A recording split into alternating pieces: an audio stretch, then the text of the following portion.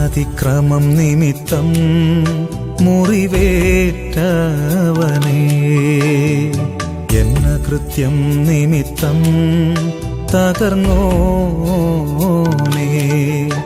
എനിക്കായി രക്ഷ നൽകിയോനേ, എന്നെ വീണ്ടെടുത്തവനേ, നിനക്കായി ഞാൻ എന്നെന്നും ജീവിക്കും. ദൈവവചന ചിന്തകൾ കേൾക്കുന്ന എല്ലാ മാന്യ ശ്രോതാക്കൾക്കും ക്രിസ്തീയ വന്ദനം. ഇയ്യോബിൻ്റെ പുസ്തകം 11-ാം അധ്യായം 7-ാം വാക്യം, ദൈവത്തിൻ്റെ അഗാധത്വം നിനക്ക് ഗ്രഹിക്കാമോ എന്നുള്ള ചോദ്യമാണ്. ഇയ്യോബ് ദൈവത്തിങ്കൽ നിന്ന് അകന്നു പോയിരിക്കുന്നു എന്നും തൻ്റെ ഉപദേശങ്ങളൊന്നും കഴമ്പില്ലാത്തതും തൃക്കണ്ണുകൾക്ക് അത്യുന്നതനായ ദൈവത്തിൻ്റെ കണ്ണുകളുടെ മുൻപിൽ താൻ വെടിപ്പുള്ളവനല്ലെന്നും അവർ പറയുമ്പോൾ തന്നെ എൻ്റെ ഉപദേശങ്ങളും തൃക്കണ്ണുകളുടെ മുൻപിലുള്ള എൻ്റെ ജീവിതവും നിർമ്മലവും വിശുദ്ധവുമാണെന്ന് ഇയ്യോബ് പറയുമ്പോൾ തന്നോട് ചോദിക്കുകയാണ്, ദൈവത്തിൻ്റെ അഗാധത്വം നിനക്ക് മനസ്സിലാക്കുവാൻ, നിനക്ക് ഗ്രഹിക്കുവാൻ എങ്ങനെയാണ് സാധിക്കുന്നത് എന്ന് ചോദിക്കുന്നതായ ചോദ്യമാണ്. എന്നാൽ ഇയ്യോബ് പറയുന്നു, ദൈവത്തിൻ്റെ അറിവുകളുടെ ഉറവിടങ്ങളെക്കുറിച്ച് കൃത്യമായ തലത്തിൽ ഞാൻ മനസ്സിലാക്കിയിട്ടുണ്ടെന്നും അത് നിങ്ങൾക്കും മനസ്സിലാക്കാവുന്നത് മാത്രമേ ഉള്ളൂ എന്നും ഓർപ്പിക്കുകയാണ്. വയലിലെ മൃഗങ്ങളെ നോക്കിയാൽ ദൈവം അവയെ സൃഷ്ടിച്ച സൃഷ്ടിയുടെ ആഴങ്ങളും ദൈവത്തിൻ്റെ അറിവുകളുടെ ഗൗരവങ്ങളും നമുക്ക് മനസ്സിലാക്കുവാൻ കഴിയും. മറ്റൊന്ന്, ആകാശത്തിലെ പക്ഷികളെ നോക്കുവീൻ.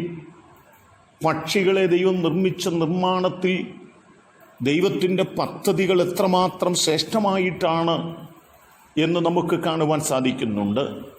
മറ്റൊന്ന്, ഈ ഭൂമിയുടെ സൃഷ്ടി സംബന്ധിച്ച് എത്രമാത്രം ശ്രേഷ്ഠമായ തലങ്ങളിലാണ് ദൈവം ഈ ഭൂമിയെ വിരിച്ചിരിക്കുന്നത്, ഈ ഭൂമിയെ സൃഷ്ടിച്ചിരിക്കുന്നത് എന്ന് ഇയ്യോബ് ചോദിക്കുന്നുണ്ട്. മാത്രമല്ല, സമുദ്രത്തിലെ മത്സ്യങ്ങളെ നിങ്ങൾ നോക്കുവീൻ.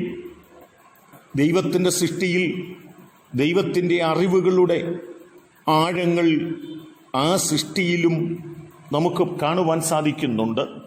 വയലിലെ മൃഗങ്ങളും ആകാശത്തിലെ പക്ഷികളും ഈ ഭൂമിയും സമുദ്രത്തിലെ മത്സ്യങ്ങളുടെയും ഒക്കെ സൃഷ്ടികൾ ദൈവത്തിൻ്റെ സൃഷ്ടിയാണെന്നും അതിൽ ദൈവത്തിൻ്റെ കരവിരുതും ദൈവത്തിൻ്റെ അറിവുകളും എത്രമാത്രം ശ്രേഷ്ഠമാണെന്നും ഇയ്യോബ് ബോധ്യപ്പെടുത്തുകയും ഇയ്യോബ് ചോദിക്കുകയും ചെയ്യുന്നുണ്ട്.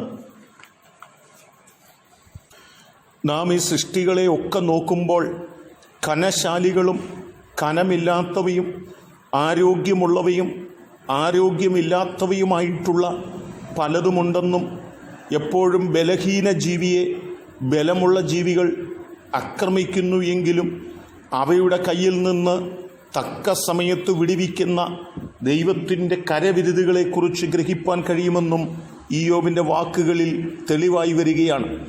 എന്നെ കേൾക്കുന്ന പ്രിയപ്പെട്ടവരെ, ദൈവത്തിൻ്റെ അറിവുകളെക്കുറിച്ച് ഈ പ്രകൃതിയുടെ മണ്ഡലങ്ങളിലേക്ക് നാം ഒന്ന് പരിശോധിച്ച് നോക്കുമ്പോൾ തന്നെ നമുക്ക് മനസ്സിലാക്കുവാൻ കഴിയുന്ന അനവധി യാഥാർത്ഥ്യങ്ങളുണ്ട്. അതുകൊണ്ട് ദൈവത്തിൻ്റെ അറിവുകൾക്കപ്പുറത്ത് ബുദ്ധിമാന്മാരായിത്തീരുവാൻ നമുക്ക് സാധ്യമല്ലെന്നും ദൈവത്തിൻ്റെ അറിവുകളുടെ മുൻപിൽ നാം നമ്മെ തന്നെ സമർപ്പിച്ചുകൊണ്ട് ഒരു ജീവിതം കഴിക്കണമെന്ന് നാം തീരുമാനിച്ച് ഈ നാളുകളിൽ ആ തലത്തിൽ നാം മുൻപോട്ട് പോകേണ്ടതിന് നമ്മെ സമർപ്പിക്കുന്നവരായിത്തീരാം. അതിന് ദൈവം എന്നെ കേൾക്കുന്ന നിങ്ങൾക്കെല്ലാവർക്കും കൃപ നൽകട്ടെ. കരുണയുള്ള ദൈവമേ, നല്ല കർത്താവേ, അങ്ങയുടെ അറിവുകളുടെ ആഴങ്ങൾ തിരിച്ചറിഞ്ഞ് അങ്ങയുടെ മുൻപിൽ ഞങ്ങളുടെ അറിവുകളും ഞങ്ങളുടെ കഴിവുകളും ഏതുമില്ലെന്ന് പറഞ്ഞ് ദൈവസന്നിധിയിൽ ഓരോ നിമിഷങ്ങളും താണിരിപ്പാനായിട്ട് ഞങ്ങളെ പ്രാപ്തരാക്കണമെന്ന് ഞങ്ങൾ പ്രാർത്ഥിക്കുന്നു. ദൈവത്തിൻ്റെ കരുണയും കരുതലും ഞങ്ങളുടെ മേലുണ്ടാകണം. യേശു കർത്താവിൻ നാമത്തിൽ തന്നെ. ആമേൻ.